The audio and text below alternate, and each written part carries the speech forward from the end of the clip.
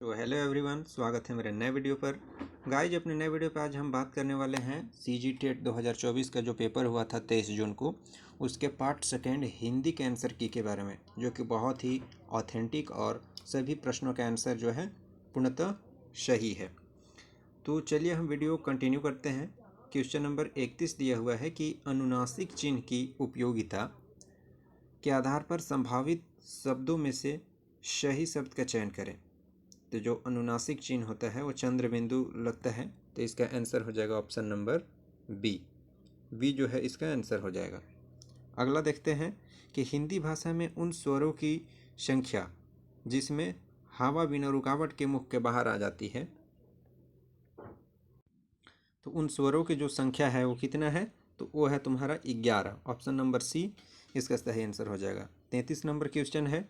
33 number है कि अति प्लस अधिक बराबर अत्यधिक, इस संधि विच्छेद में कौन सा स्वर संधि है, तो इसमें यण स्वर संधि हो जाएगा। ऑप्शन नंबर सी इसका सही आंसर हो जाएगा। क्वेश्चन नंबर 34 है कि घोड़ा शब्द का पर्यायवाची शब्द संभावित उत्तरों से चुनकर लिखिए। तो घोड़ा का पर्यायवाची होता है तुरंग, तुरंग हो जाएगा। तो ऑप्शन नंबर बी इसका हो जाएगा सही आंसर। अब हो जाएगा क्वेश्चन नंबर 35, जिसका कोई शत्रु न हो। इस वाक्यांश के लिए एक शब्द जिसका कोई शत्रु न हो वो जो है अजात शत्रु कहलाता है। तो एक कहाँ पे आंसर दिखाई दे रहा है, ऑप्शन नंबर सी। तो सी इसका सही आंसर हो जाएगा। अगला है दिए गए तद्भव शब्द तथा तत्भम रूप संभावित उत्तरों से चुनकर लिखिए। तो तत्भम शब्द पैर का जो तद्भव शब्द हो जाएगा वो हो जाएगा पद। ऑप्शन नंबर सी इसका सही आंसर है। अब अगला देखेंगे, नीचे दिए गए संभावित उत्तरों में सही मिलान कीजिए। तो इसका आंसर हो जाएगा ऑप्शन नंबर सी। सी इसका सही आंसर हो जाएगा, करेक्ट आंसर। नीलकमल शब्द में कौन सा समास निहित है, तो नीलकमल में जो है कर्मधारय समास होता है। तो ऑप्शन नंबर बी जो है इसका सही आंसर हो जाएगा। जो शब्दांश शब्द से पहले लग कर उसका अर्थ बदल देते हैं वे कहलाते हैं, तो उपसर्ग कहलाते हैं। क्या कहलाते हैं? उपसर्ग। दिए गए प्रत्ययों से मिलकर सही जोड़ी बनाइए। तो इसका हो जाएगा जैसे सजावट, ए का हो जाएगा 4। तो ऑप्शन नंबर सी इसका सही आंसर हो जाएगा। ऑप्शन नंबर सी में ए का 4, बी का सेकंड, सी का सेकंड और डी का 1 है। तो ऑप्शन नंबर सी जो है इसका सही एंड करेक्ट आंसर है। दिए गए अनेकार्थी शब्दों का सही मेल कीजिए। तो दिए गए जो अनेकार्थी शब्द हैं तो इसका आंसर हो जाएगा ऑप्शन नंबर सी। अधिकतर क्वेश्चन का आंसर जो है सी ही आ रहा है। अगला क्वेश्चन है कि जिसे देखो वही मोबाइल से खेल रहा है। इसमें जो उत्तर हो जाएगा वो हो जाएगा निश्चयवाचक सर्वनाम। ऑप्शन नंबर ए है ना। अगला पार्ट है कि दास्ता शब्द संज्ञा के कौन से प्रकार के अंतर्गत आता है। तो दास्ता जो है जातिवाचक को बोध करता है, दासों की एक जाति को बोध करता है। तो ये आ जाएगा आंसर नंबर सी, जातिवाचक संज्ञा।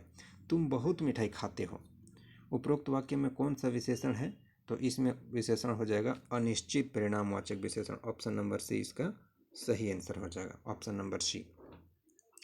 वाक्य के कौन से अंग होते हैं, संभावित उत्तर चुनकर लिखिए। तो वाक्य के 2 अंग होते हैं, सरल वाक्य और संयुक्त वाक्य, है ना। इसके 2 पार्ट्स होते हैं, सरल वाक्य और संयुक्त वाक्य। तो ऑप्शन नंबर ए इसका सही आंसर हो जाएगा। अगला क्वेश्चन है कि यदि वर्षा होगी तो फसल अच्छी होगी। संभावित उत्तरों में से वाक्य के सही प्रकार को चुनिए। तो ये जो है ना तुम्हारा इच्छावाचक है, इच्छा व्यक्त कर रहा है। वैसे तो इसमें हेतु मत आता है, लेकिन इसमें जो ऑप्शन नहीं है तो इच्छावाचक आप मार सकते हैं, क्योंकि इच्छा व्यक्त कर रहा है कि यदि वर्षा होगी तो फसल अच्छा होगा, है ना। अगला क्वेश्चन क्या है कि नीचे दिए गए वाक्य को गुप्त रूप से लिखिए, शुद्ध रूप से लिखिए। तो शुद्ध रूप में तुम्हारा मुझे 1 कप गर्म चाय चाहिए। ऑप्शन नंबर सी जो है सही आंसर हो जाएगा। Option number C. स्वयं अपने हानि करना का वाक्यांश होता है, वाक्यांश मुहावरा का अर्थ होता है कि अपने पैर पर कुल्हाड़ी मारना, है ना। स्वयं अपना नुकसान कर रहा है, अपने पैर पर कुल्हाड़ी मारना सही आंसर हो जाएगा। आम के आम गुठलियों के दाम, इसकी लोकोक्ति का अर्थ संभावित उत्तरों में से चुनकर लिखिए। तो ये हो जाएगा दोहरा लाभ कमाना, यानी ऑप्शन नंबर सी इसका करेक्ट आंसर है। दिए गए मुहावरों का अर्थ सहित समुचित मिलान कीजिए। तो इसका भी आंसर हो जाएगा ऑप्शन नंबर बी, सही आंसर। दिए गए शब्दों को क्रम से जमा कर लोकोक्ति को पूर्ण कीजिए। ऑप्शन नंबर डी सही आंसर। प्राथमिक स्तर पर हिंदी भाषा की कक्षा हेतु सबसे अधिक महत्वपूर्ण है। तो वर्णमाला चार्ट के आधार पर हम बच्चों को सिखाएंगे और ये जो है बहुत अच्छा रहता है। बच्चे जो है बहुत जल्दी सीखते हैं। वर्णमाला चार्ट के माध्यम से बच्चों को सिखाते हैं बुलवा करके पहले। तो 52 का आंसर हो जाएगा ऑप्शन नंबर सी, वर्णमाला चार्ट। अगला क्वेश्चन है 53 नंबर कि बच्चों में भाषा अर्जन की क्षमता जन्मजात होती है। बच्चे जो है जन्म के साथ ही भाषा सीखने लगते हैं, तो इसका आंसर हो जाएगा ऑप्शन नंबर ए, है ना। अगला क्वेश्चन है बच्चे अपनी भाषा में तर्क करने व अवधारणा बनाने में सक्षम हो जाते हैं तो 10 वर्ष की उम्र में। कितने में? 10 वर्ष। ऑप्शन नंबर सी इसका करेक्ट आंसर हो जाएगा। अगला क्वेश्चन देखते हैं कि 55 नंबर का प्रारंभिक स्तर में लेखन कौशल के विकास की शुरुआत करनी चाहिए तो कैसे करनी चाहिए? तो उसको जो है वर्ण लेखन के माध्यम से, पहले कखारा मंत्रा ऐसा सिखाते हैं, क ख ग सिखाते हैं, तो इसका आंसर हो जाएगा ऑप्शन नंबर ए, वर्ण लेखन के माध्यम से। अगला क्वेश्चन क्या है कि बच्चों में भाषाई क्षमता का सर्वाधिक विकास होता है तो बच्चे में भाषाई क्षमता का सर्वाधिक विकास होता है सामाजिक अंतःक्रिया से। ऑप्शन नंबर डी इसका करेक्ट आंसर हो जाएगा। अगला क्वेश्चन क्या कहता है कि पढ़ना व सुनना कौशल में मुख्य रूप से निहित होता है तो पढ़ना और सुनना जो है उपरोक्त में से सभी इसका आंसर हो जाएगा। ध्यान केंद्रित करना भी रहता है, समझ का भी विकास होता है, लय व हाव भाव सभी सम्मिलित होते हैं, तो उपरोक्त सभी इसका हो जाएगा ऑप्शन नंबर डी।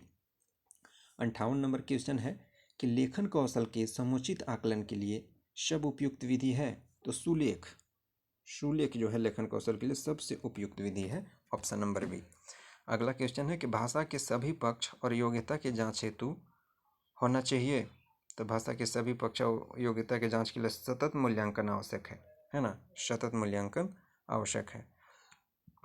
अगला क्वेश्चन है 60वां नंबर कि भाषाई कौशल के आकलन के संबंध में सत्य कथन है तो भाषाई कौशल के लिए 4 ऑप्शन दिए हुए हैं जिसमें से करेक्ट आंसर हो जाएगा ऑप्शन नंबर बी कि भाषाई कौशल को अन्य विषय की कक्षा में भी परखा जा सकता है, अन्य विषय के संबंधित क्वेश्चन करके भी पूछा जा सकता है उससे कि तुम कितना भाषा सीखे हो। तो इस प्रकार से हमने 60 क्वेश्चन किया और ये पूरा ऑथेंटिक है ना।